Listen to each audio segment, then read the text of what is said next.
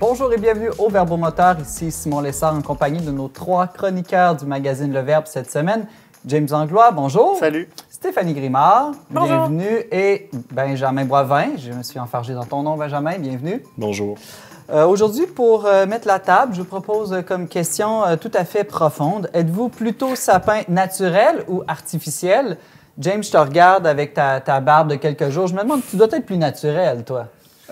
Comme j'aime les troisièmes voix, je dirais ni un ni l'autre. Ni un ni l'autre. Non, tu n'aimes pas les sapins?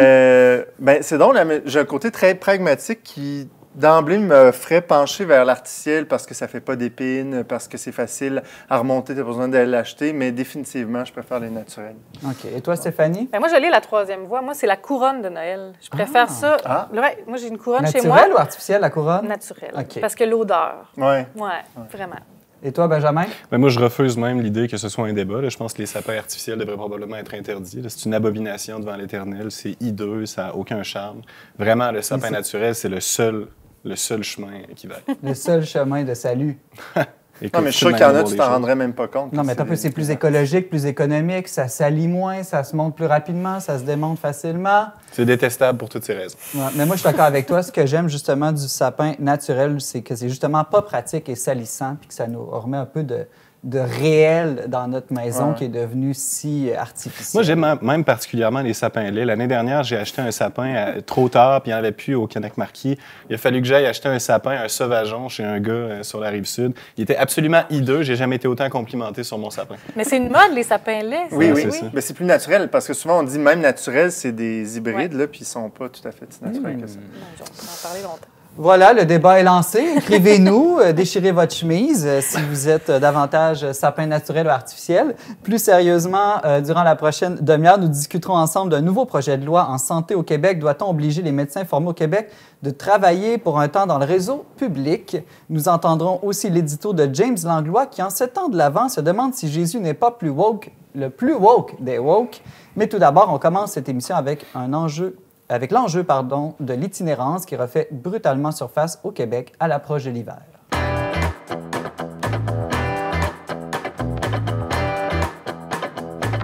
Le 29 novembre dernier se terminaient à Québec les 4e États généraux de l'itinérance. Avec le froid qui revient, la question de l'itinérance reprend de la place dans l'actualité. Stéphanie Grimard, peux-tu nous faire un bref portrait de la situation? Oui, en fait, les derniers chiffres qu'on a, le dernier rapport qui a été émis par le ministère de la Santé fait état d'une situation vraiment alarmante. C'est plus de 10 000 personnes qui sont en situation d'itinérance au Québec. Et ça, c'est un bond ce qui est le plus frappant, c'est un bond de 44 depuis 2018. Donc, en 5 ans, ça a bondi presque de moitié. Puis évidemment, ça, c'est ce qui est recensé, là. Il y a tout ce qu'on appelle l'itinérance invisible qui n'est pas prise en compte dans ces chiffres-là. Donc, c'est énorme, c'est énorme. Un autre chiffre qui fait sursauter, c'est les décès de sans-abri qui ont augmenté du triple. En fait, ils ont triplé depuis 2019. C'est ça, en fait. Et ça, c'est les décès seulement qui font l'objet d'une enquête par le coroner. Donc, c'est même pas tous les décès. Mais le bureau du coroner a remarqué cette hausse-là. Il y en a eu 72 en 2023 versus une vingtaine dans les années qui précédaient, là. Puis ça, c'est extrêmement triste. Souvent, c'est des décès qui sont constatés plusieurs jours, plusieurs semaines même après la date du décès. Donc, c'est une date qui est présumée. On le sait, Gilles Kegg célèbre chaque année des funérailles pour des gens dont le corps n'a jamais été réclamé. Ils sont complètement seuls. Ouais. L'itinérance a fait aussi les manchettes ces derniers temps. On a démantelé des camps de fortune à Montréal, entre oui, autres. c'est ça. Donc là, au-delà de l'état des lieux, parce que ça fait presque 1 an qu'on sonne l'alarme, qu'on parle d'une crise de l'itinérance, mais cette semaine, il y a eu deux événements dans l'actualité qui ont mis ce problème-là à l'avant-plan. Comme tu le dis, lundi passé, il y a eu le démantèlement d'un campement à Montréal qui a eu lieu. Donc, c'était près de la rue Notre-Dame à Montréal. Et les images ont choqué plusieurs personnes parce que c'était vraiment, tu sais, on les expulse. Et puis, c'est pas le seul démantèlement. Il y en a plus. On les met dehors, Exactement. Comme j'ai lu dans un certain périodique. Oui, c'est une expression qui revient souvent. Donc, les expulser alors qu'ils sont déjà expulsés, si on veut. Puis, mais c'est ça, il y en a plusieurs centaines de démantèlements comme ça par année. Celui-là a fait les manchettes. Et l'autre nouvelle, peut-être la plus frappante, qui a marqué un peu l'imaginaire, c'est qu'on a appris cette semaine que depuis plusieurs mois, au Complexe des Jardins à Montréal, donc ça, c'est un centre commercial au centre-ville à Montréal, fait jouer des chansons à tue-tête dans les corridors, dans les stationnements, c'est-à-dire dans les cages d'escalier des stationnements, pour empêcher que les itinérants restent là. Donc, et une des chansons qu'ils utilisent, c'est la fameuse Baby Shark, là, qui est une chanson épouvantable. Ceux qui la connaissent vont le savoir. Non, je pense pas. Dieu vous en garde. Et en plus, il paraît que ça marche. Les gens du Complexe des Jardins se font une fierté de dire, ben oui, ça a marché. Les gens ne restent plus dans les cages d'escalier. Donc, évidemment, la population en général, les acteurs du milieu dénoncent ça, disent que c'est absolument méprisant, c'est une insulte pour les sans-abri. Mais c'est ça, c'est sûr que c'est pas agréable de côtoyer la détresse, on s'entend, là, mais de vouloir juste s'en débarrasser, évidemment que ça règle pas le problème. Là. Bon, ça règle pas le problème de juste vouloir la chasser, pas dans ma cour, disons. C'est ça. Mais Stéphanie, est-ce que la réponse du gouvernement est appropriée en ce moment? Qu'est-ce qu'on pourrait ou devrait faire de plus ou de mieux? Bien, la première chose qu'il faut voir, c'est que, évidemment, tout le monde se renvoie la balle. Là. Les différents paliers, on dit on devrait s'en occuper au municipal, au provincial, au fédéral. Donc, encore hier, la mairesse Plante disait que ça prendrait un plan de lutte contre l'itinérance au provincial. Mais c'est ça, c'est sûr que la solution passe par plus de logements, c'est ce qu'on pourrait se dire spontanément, mais encore là, il y a certains itinérants qui, sans dire qu'ils préfèrent rester dans leur situation, mais qui ne veulent pas nécessairement aller dans un logement qui leur serait fourni. Donc, ce n'est pas des solutions... Ils ne veulent pas entrer dans le cadre d'une institution. Exactement. Donc, c'est souvent jumelé à des problèmes de drogue, de santé mentale aussi, l'itinérance au Québec. Tout à fait. Les acteurs du milieu disent qu'il faut écouter leurs besoins, leur demander ce qu'ils veulent comme aide, parce que ce sont des adultes. Et écouter, évidemment, les gens du communautaire aussi. Là. Mais il faut se demander aussi, est-ce que c'est juste à l'État de faire des efforts? Parce que on pourrait se dire, par exemple, en France, il y a des entreprises qui laissent l'accès libre à certains de leurs locaux qui ne sont pas utilisés la nuit. Donc, c'est ça, les corps intermédiaires... Sans laisser de musique à tue-tête. Non, c'est ça, de juste laisser les gens les occuper. Et fait que c'est ça, il y a c'est ce qu'on appelle les corps intermédiaires entre l'État et la population qui devraient peut-être s'y mettre. Puis individuellement aussi, évidemment, on a tous notre rôle à jouer. On se rappelle, il y avait une tradition, le banc du quêteux dans chaque famille. Des fois, il faut oser aller à la rencontre de ces gens-là, écouter leurs besoins. Le pape, il y a quelques années, avait fait une sortie sur la pauvreté. Il disait qu'en fait, il mettait un peu en garde contre ce qu'on appelle le péché d'omission, ou l'indifférence face à cette problématique-là. C'est beau de ne pas faire le mal, mais il incitait aussi à activement faire le bien dans ce problème-là. Donc, c'est ça, le simple fait d'être indigné, c'est pas suffisant. C'est ce que le pape nous disait. Puis, on a un peu ce devoir-là d'hospitalité. On peut se souvenir de la lettre aux Hébreux, au chapitre 13, qui dit « N'oubliez pas l'hospitalité, elle a permis à certains, sans le savoir, de recevoir chez eux des anges. » Puis l'Évangile, selon saint Matthieu, qu'on connaît bien, Jésus qui dit « Chaque fois que vous vous occupez de ceux qui ont faim, de ceux qui ont soif, c'est finalement de moi c'est à moi que vous avez fait ces gestes-là. » Ça me fait penser à... J'avais déjà parlé du sculpteur Tim Schmaltz. Oui, c'est vrai. Il y a 2 de ces statues qui représentent justement des itinérants. Un qui mendie à la porte de la basilique à Sainte-Anne-de-Beaupré. Puis on s'aperçoit en s'approchant que c'est pas un mendiant, mais que c'est bien Jésus parce qu'il a les trous dans les mains. Et même chose, une autre sculpture où il y a un itinérant qui est couché sur un banc. Puis c'est en s'approchant qu'on s'aperçoit qu'il s'agit de Jésus.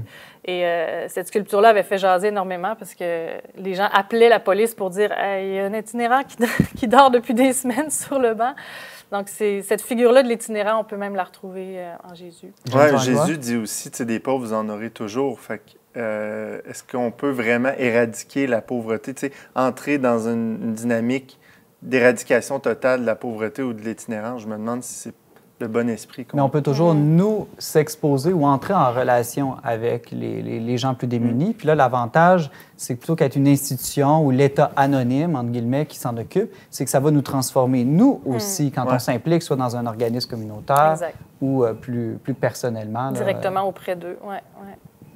On peut penser aussi à l'approche de Noël, dans le temps de l'Avent, que Marie et Joseph étaient eux aussi sans logement, étaient aussi en quelque sorte des sans-abri qui recherchaient...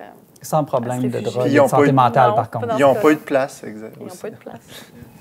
Stéphanie Grimard, je pense pas qu'on va régler là, en une petite chronique le problème de l'itinérance au Québec, mais merci de nous avoir sensibilisés à cet enjeu. Tu es journaliste au magazine Le Verbe. Merci.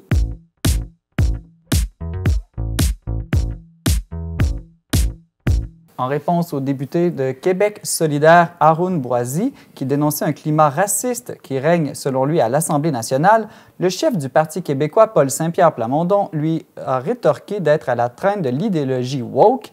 James Langlois, ça fait plus de 3 semaines que tout ça est arrivé. Où en sommes-nous dans ce débat? Bien, pas beaucoup plus loin qu'à ses débuts, Simon. Je pense, après que PSPP ait sorti le mot en W, on n'a pas dû attendre longtemps pour que le camp visé contre-attaque en traitant ses adversaires d'anti-woke. Bon, tentant d'y voir plus clair et de se démêler dans ce qui est woke et dans ce qui ne l'est pas, moi, comme tous les autres internautes et autres commentateurs, en sont arrivés à dire que l'opposant au progressisme, dans le fond, ce sont les réactionnaires. La journaliste d'Extrême Centre, Hélène Buzetti, à ce sujet, faisait remarquer que l'épouvantail miroir, souvent utilisé à l'accusation woke, essaie de l'extrême droite. Hein? On accuse souvent les gens d'extrême droite. Bon, il semble même que le refus maintenant de vouloir étiqueter son adversaire et de le ranger dans une petite case soit un symptôme de l'anti-wokisme. Simon Jourdain est accusé de ça. En gros, là, c'est pas compliqué, le débat, ça ressemble un peu à ça. Vous êtes raciste? Non. Vous êtes woke? Miroir, vous êtes des réactionnaires d'extrême droite. Bon. On progresse beaucoup comme ça. C'est ça. Je vais m'arrêter, je ne dirais pas à quel point c'est enfantin, mais Jérôme Lucier, le cofondateur de la plateforme désormais étiquetée Anti-Woke, vaste programme, écrivait cette semaine qu'autrefois, on posait la question dans le petit catéchisme « Où est Dieu? Dieu est partout ». C'était ça la réponse. Aujourd'hui, poursuit-il, c'est pour plusieurs le wokisme qui semble être partout. Si vous doutez de ça, il suffit d'aller lire l'infolette d'Olivier Niquet du 29 novembre pour vous en convaincre. Woke s'est rendu un mot fourre-tout, plus ou moins défini. C'est un épouvantail utilisé autant par les politiciens que par les chroniqueurs pour critiquer ce qui tire à gauche, finalement. Puis, l'ancien rédacteur en chef du Voir, dont je parlais, Simon Jourdain, a même proposé que le mot « woke » se retrouve dans les mots « cadenas ». C'est un mot qui est inventé pour dire que c'est les mots qui, lorsqu'on les évoque, verrouillent le sens puis nous empêchent d'avoir accès aux réalités que l'on souhaiterait nommer. En est-il ainsi, donc, lorsque PSPP a traité Boisy de « woke », la discussion s'est arrêtée là, puis elle a tout simplement bifurqué sur la question du wokisme, sans revenir finalement à la question que Boisy... du racisme. C'est ça. Mais le wokisme, ben c'est quoi? C'est d'être réveillé aux injustices, tout simplement, diront ceux qui en revendiquent la cause sans l'étiquette, qui peut être contre la vertu. Hein? On est tous pour la vertu. Personne n'est contre la vertu, sauf les gens d'extrême droite, dira-t-on. Ainsi que les démons. Oui, c'est ça. Encore là, on met ici un terme à la discussion assez rapidement. Cherchez-vous, comme moi, à sortir de cette impasse? Qu'est-ce qu'on fait devant un problème comme celui-ci? Dans mon cas, puisque je suis chrétien, je me pose la question, que ferait Jésus dans cette situation-là? Que ferait Jésus dans cette situation? C'est ça, la fameuse traditionnelle question. Ben, notre collègue Laurence se demandait récemment si Jésus était un mâle alpha. Là, je nous demande donc aujourd'hui, Jésus ne serait-il pas un woke, lui, le défenseur des humbles, des petits, des opprimés, la victime par excellence, celui qui donne la vue aux aveugles et qui apporte la lumière dans l'obscurité? Mais Jésus, c'est le Verbe de Dieu fait chair. S'il est le logos, comme on dit en araméen, en grec, il est l'ordre qui maintient toute la réalité du monde, la raison derrière toute chose. Bon, c'est un peu obscur, là, mais bref, c'est un médiateur, le Christ. Il fait en deux opposants, là, il cherche à les réunir, mais en même temps, il les sépare pour éviter de les fusionner. Un peu comme M. Boisy, Jésus avait des déclarations qui rendaient les gens furieux. Et puis, comme PSPP, il ne traitait pas les gens de woke, mais d'hypocrites, d'incrédules, d'engeance de vipères. C'est peut-être même pire. Une fois, on dit même que des gens ont voulu le tirer en bas d'une falaise, mais on dit qu'il a continué son chemin en passant au milieu d'eux, créant de cette manière deux groupes, des gens à sa gauche et d'autres à sa droite. Or, les erreurs viennent toujours en paire d'opposés, nous dit C.S. Lewis, woke ou anti-woke, progressisme ou réactionnaire, gauche ou droite. On passe notre vie à se demander, c'est lequel des deux côtés qui est le meilleur ou le pire? Et là, c'est un autre piège parce que le dégoût qu'on éprouve pour l'un nous mène à l'autre. Gardons donc les yeux bien ouverts, veillons en ce temps de l'Avent, soyons véritablement éveillés ou woke à la manière de Jésus et continuons notre chemin en évitant les travers d'un bar comme de l'autre.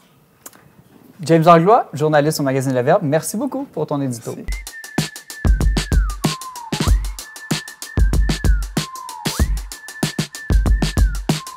Mardi dernier, le gouvernement Legault a déposé un projet de loi visant à contraindre les médecins formés au Québec à pratiquer dans le réseau public pendant les 5 premières années de leur carrière, sous peine d'importantes pénalités financières.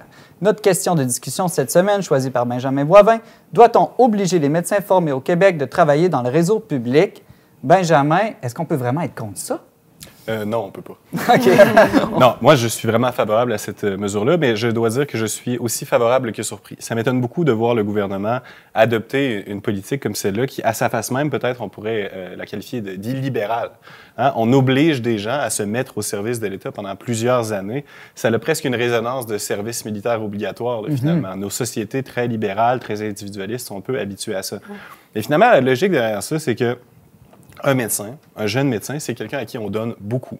Hein, la société québécoise est organisée de telle manière qu'on reçoit à travers le système d'éducation une éducation supérieure avancée pour des moyens financiers qui sont très limités. Hein. La proportion de ce qu'on paye versus ce que ça coûte, c'est extrêmement mineur. Former un médecin, ça coûte plusieurs centaines de milliers de dollars. Et pourtant, le médecin, il paye des frais de scolarité qui sont comparables à celui qui a étudié en sciences politiques, en sociologie, en sciences de l'éducation, je ne sais quoi.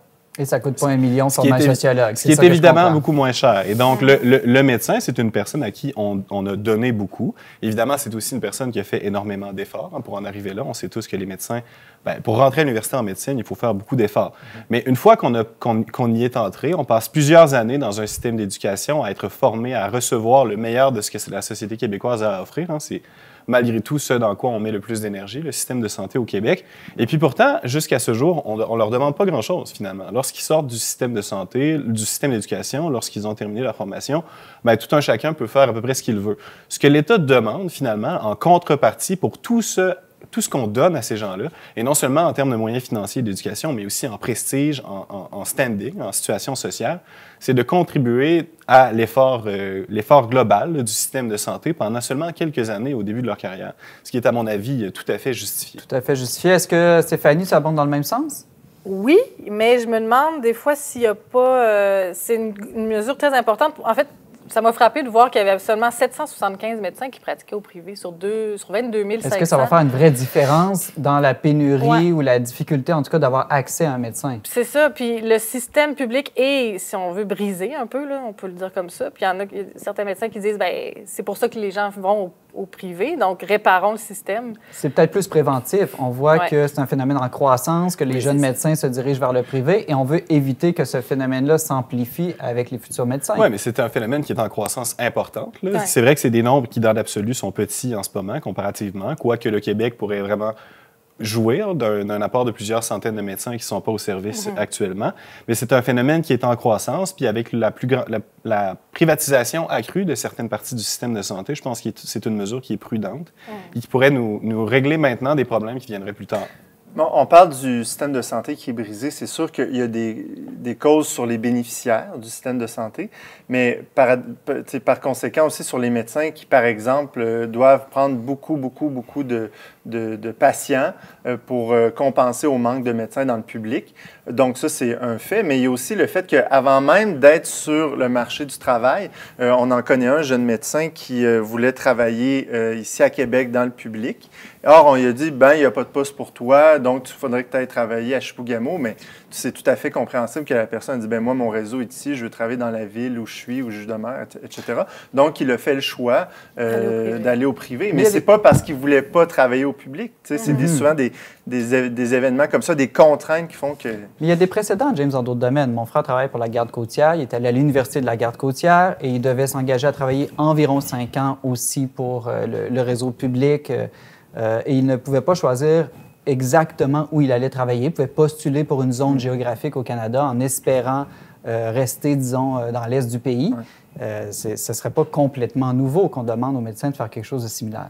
Oui, puis de toute façon, on a des contraintes dans la vie. Ces contraintes-là, elles sont proposées au début de l'âge adulte, dans une période où quand même on a plus de flexibilité qu'à d'autres. Et certes, le système de santé a des problèmes importants qui ne sont pas seulement causés par le fait qu'il y ait des médecins qui choisissent de travailler dans le secteur privé. Et ces problèmes-là peuvent être dissuasifs pour un certain nombre d'étudiants en médecine qui choisissent d'éviter le secteur public. Or, ce n'est pas parce que cette solution-là ne règle pas tous les problèmes qu'elle n'en règle pas un. Et je pense que lorsque les fédérations de médecins spécialistes ou de médecins omnipraticiens ou même les fédérations d'internats, d'étudiants médecins, disent que ces mesures-là pourraient avoir un effet dissuasif sur les jeunes étudiants qui veulent entrer en médecine, moi, je pense que c'est c'est vraiment de la poudre aux yeux, c'est une vaste mascarade. Il y a au Québec une pénurie de médecins qui est causée pas par le manque de gens qui veulent devenir médecins, mais par le manque de place dans le secteur, dans la formation. Et il y a des difficultés comme celles que tu évoquais qui sont liées à des mauvais fonctionnements bureaucratiques à l'intérieur du système de santé qui doivent être réglés par ailleurs. Comment tracer la ligne avec d'autres professions? Je pense par exemple les infirmières, les enseignants. Il y a des pénuries aussi dans ce domaine-là. Majoritairement, ils travaillent pour l'État, mais peuvent choisir de travailler pour le privé. Pourquoi ne pas appliquer aussi à ces corps de métiers-là la même politique? Oui, mais là, attention, c'est-à-dire qu'en éducation, le système privé est quand même à 40 financé c'est même 40-60 financé par l'État. Là. Donc, c'est pas du tout la même chose où le privé en médecine n'est aucunement financé par l'État. Mais il y a aussi le fait que les médecins dans la société québécoise jouissent d'une position qui est vraiment extrêmement privilégiée, d'une manière qui est dramatiquement différente de celle de toutes ces autres professions, où d'ailleurs, souvent, des problèmes de main-d'œuvre, le manque de main-d'œuvre n'est pas causé par le problème chez les infirmières ou chez les enseignants ou chez d'autres corps de métier, c'est qu'il y a moins de gens qui veulent le faire ou des gens qui quittent la profession après quelques années dans ce secteur-là. Chez les médecins, c'est un manque qui est vraiment, comme je le disais, causé à la source là, par le manque de place dans le milieu universitaire. Peut-être aussi par un esprit corporatif qui rend très étroit les conditions pour devenir médecin. Peut-être qu'on a un élitisme exagéré dans notre processus de formation de médecin. Et finalement, les médecins, en raison de tout ce qui leur est donné dans la formation et par la suite dans des salaires qui sont parmi les meilleurs de la société québécoise, je pense qu'on peut dire qu'ils jouissent d'un statut qui est différent de celui de l'enseignant ou de l'infirmière qui vraiment ont des salaires assez moyens et qui ne sortent pas de l'ordinaire. Mais est-ce qu'on sait pourquoi ils veulent aller au privé? Est-ce que c'est parce qu'ils vont faire plus d'argent? Je suis persuadé qu'il y a une variété de causes comme celle que du cas particulier dont tu discutais. Des meilleures conditions aussi, en général. Oui, pour élever une famille, des fois, au privé, tu n'es pas nécessairement sur appel les soirs et les fins de semaine, tu n'es pas de garde. Moi, quand même, j'ai été étonné d'un aspect de ce projet de loi dont on n'a pas encore tous les détails, là, donc c'est difficile de se prononcer, mais il était quand même mentionné qu'il y aurait des amendes de 20 à 100 000 pas par année, par jour ou par acte médical. Dans le fond, aux médecins qui ne respecteraient pas la consigne. Autrement dit, c'est comme impossible de ne pas la respecter. Là. C'est comme la limite avant la prison, disons. Il me semble que ça ne respecte pas quand même la réalité où des fois, on est obligé de déménager dans la vie. Je pense à un décès dans une famille, un mariage, toutes sortes de situations complexes qui peuvent légitimement, pas par une recherche de profit, obliger quelqu'un à changer de province ou même de pays. Il me semble qu'il devrait avoir moyen de moyenner. Là. Mais ça, c'est l'autre question que je ne sais pas si c'est si distinct, mais parce qu'il y a l'histoire du public et du privé, mais il y a l'histoire aussi de dire est-ce qu'ils doivent rester au Québec? Comme là, tu évoques plus cet enjeu-là. C'est pas encore clair dans le projet de loi s'ils vont attaquer cette question-là de est-ce qu'on demande aux médecins de rester dans la province? Il y a deux dispositions différentes dans la loi. L'une concerne le travail dans le secteur public-privé et c'est celle-là qui s'accompagne d'amendes qui sont en effet très importantes. Puis il y a une autre disposition qui concerne le lieu d'emploi au Québec ou ailleurs. Puis cette disposition de la loi est moins élaborée. Les amendes ne sont pas précisées, la durée n'est pas précisée encore. Moi, je pense que lorsqu'on parle d'amende, il y a différentes manières de voir le but d'une amende. Hein. L'amende, on peut la concevoir comme un mécanisme par lequel les plus privilégiés peuvent s'acheter le droit de ne pas respecter la loi.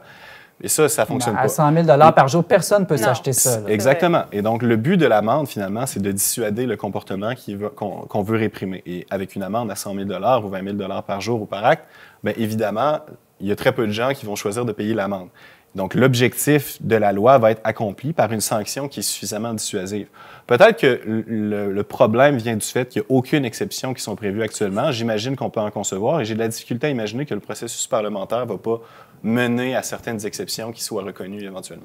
Est-ce que oui, James? Mais j'ai de la misère à voir, en fait, c'est ça, c'est quoi l'effet recherché au sens où est-ce qu'ils pensent que ça va être suffisant pour régler les problèmes du système public? C'est comme, est-ce que ça va juste masquer puis les convaincre? Sûrement un élément parmi un ensemble de facteurs. La dernière question que je me pose, mais on ne pourra probablement pas y répondre maintenant, c'est est-ce qu'une telle mesure ne pourrait pas être contestée sur le plan légal? C'est quand même une certaine atteinte aux droits fondamentaux, surtout de pouvoir bouger à l'intérieur du pays.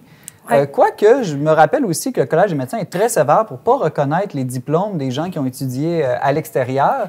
Donc, peut-être que ça pourrait aller des deux bords. Bien, moi, je trouve ça très intéressant. Puis d'ailleurs, François Legault a dit qu'il n'écartait pas la possibilité d'avoir recours à la clause dérogatoire parce que, justement, on pourrait contester puis dire que ça viole, entre autres, l'article 15 de la Charte des droits et libertés. Il y a différents mécanismes qui ont été envisagés là, pour combattre ce problème-là d'exode de médecins. Puis différents mécanismes peuvent être plus ou moins discriminatoires et avoir plus ou moins de chances de réussir à passer le test des tribunaux. En effet, celui-là, avec les amendes, là, plutôt qu'un mécanisme de remboursement des frais de scolarité, par exemple, qui serait discriminatoire pour les plus jeunes médecins qui viennent de familles moins fortunées. Pour le moment, le gouvernement estime qu'ils vont être capables de traverser le test des tribunaux, mais de toute façon, on a vu dans le passé que ce gouvernement est tout à fait disposé à utiliser la clause dérogatoire lorsqu'il y en a besoin. Alors, la question est lancée. Vous pouvez nous donner votre opinion en nous écrivant à verbomoteur@le-verbe.com ou directement dans les réseaux sociaux Facebook et YouTube. Stéphanie Grimard, un nouveau film sur l'histoire d'une femme enceinte sort aujourd'hui sur la plateforme Netflix. Oui, exactement. Le film sur la vie de Marie, donc qui s'appelle Mary en anglais, sort sur Netflix. Donc, ça raconte l'histoire de la jeunesse de Marie jusqu'à la naissance de Jésus, puis aussi l'exode la fuite en Égypte avec Joseph et Jésus, parce qu'ils fuyaient donc le massacre qu'avait commandé le roi Hérode, qui est joué d'ailleurs par Anthony Hopkins. Ah oui? Les autres acteurs, on les connaît pas trop. Ils ont tenu à prendre des gens qui venaient de la région du Moyen-Orient. Souvent, les acteurs n'aiment pas trop jouer des personnages bibliques comme Jésus ou Marie, parce qu'après ça reste trop collé à leur image, puis ça rend plus difficile de jouer d'autres rôles. Hein? Ça sera peut-être le cas d'Anthony Hopkins. En tout cas, j'ai trouvé que ça lui sied vraiment. Ouais, en méchant, on est plus habitué. Hein? Mais c'est ça, le réalisateur s'est entouré de théologiens, des représentants des traditions, évidemment catholiques et protestantes, mais juives et musulmanes aussi, pour élaborer son scénario. Puis il voulait rester proche de ce qu'on connaît de l'histoire, mais il précise que c'est pas un documentaire. On oublie souvent que la figure de Marie est très importante aussi pour les musulmans. C'est ça, ben oui. Lui-même est catholique, le réalisateur. Oui, tout à fait. Il est catholique, américain. OK, donc ça s'appelle Mary. C'est du réalisateur D.J. Caruso. Et c'est disponible dès aujourd'hui, le 6 décembre, sur la plateforme Netflix. Merci, Stéphanie. Ça fait plaisir. On se laisse cette semaine sur le nouveau simple Loose Ends, sorti le 28 novembre dernier du groupe canadien Half Moon Run. N'oubliez pas aussi que si vous aimez cette émission, vous pouvez toujours vous abonner au magazine Le Verbe. L'abonnement est toujours 100% gratuit, conjugue foi catholique et culture contemporaine. Pour tous les détails, vous n'avez qu'à visiter notre site internet leverbe.com. Pour écouter, commenter et partager cette émission, rendez-vous sur la page YouTube du Verbe Média. Ça nous aide beaucoup. Hein? On n'investit pas dans la publicité. Alors, notre meilleure publicité, ça reste le bouche à oreille et le fait que vous fassiez l'effort de partager un segment ou l'entièreté de cette émission ou au moins de commenter, de nous écrire. Ça nous encourage beaucoup. Merci. Merci aussi à Barthélémy Rieu, Marianne Martin et aujourd'hui Raphaël Hautefort à la technique. C'était Simon Lessard à l'animation. On se donne rendez-vous la semaine prochaine pour un autre épisode des Verbomoteurs.